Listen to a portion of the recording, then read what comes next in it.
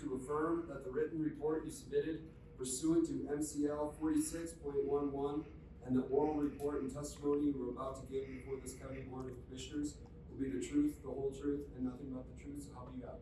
I do. Thank you.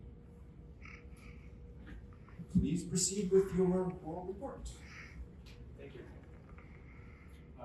Chair, Vice Chair Pro Tem, and Commissioners, thank you very much for the opportunity today to appear before you. I have for you an investment report, which is being brought up here. I'll speak on the investments.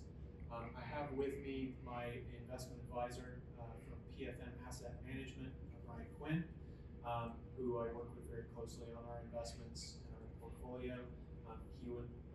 I'd like him to give a part of this report as well, but I'll get started here as we go. So this is the report on investments as of 12/31/2022. Next slide, please. So the County Treasurer is authorized by the Constitution of Michigan, the State of Michigan, as well as state law to serve as the county's banker and investment officer.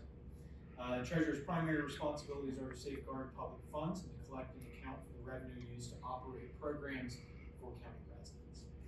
Investments are managed in conformance with Public Act 20/1943, as well as the Kalamazoo County investment policy that was passed by this board. And both of those use the highest ethical and investment standards to ensure the safety of invested public funds, the liquidity of those funds, so we have access to them when we need them, and then the return on investment for those funds. Next slide, please.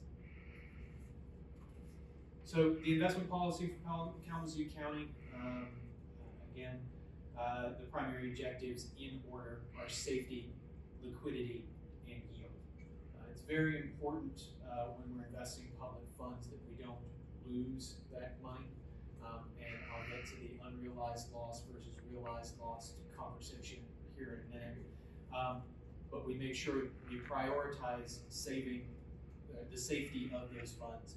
And secondly, we prioritize the liquidity of those funds so that when you all have fantastic programs that you want to put funds towards, I have the funds to put towards those initiatives.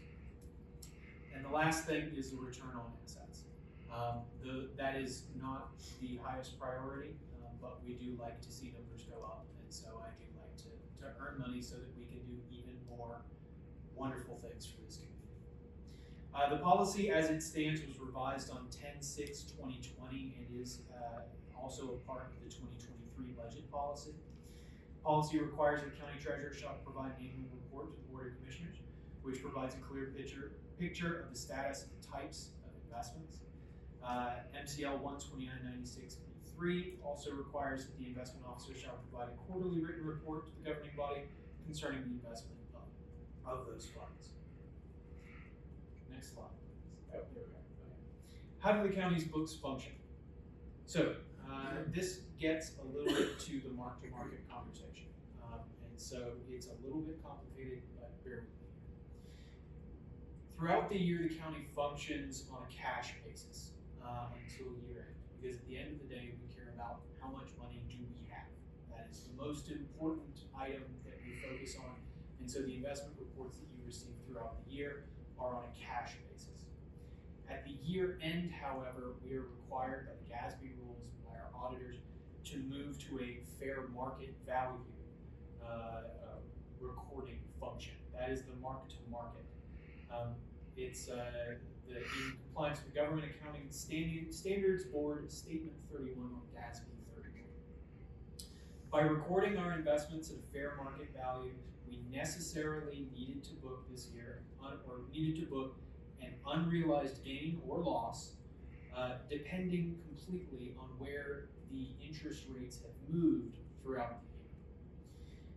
Due to a significant rise in interest rates, which for our investments is a good thing, in 2022, Fed funds rate increased 4.25% in 2022.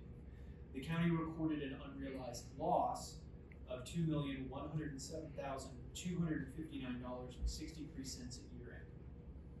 while the county has no plans to realize that loss, which the only way we do that is to have a fire sale, sell all of our investments and convert back to cash in the bank account. Not going to do that. It would be a terrible investment strategy. The GASB 31's fair market value requirement forces us to present the investments as if we were going to sell that entire portfolio today. So that's why that is recorded as an unrealized loss. It is a loss in value, but we have not realized it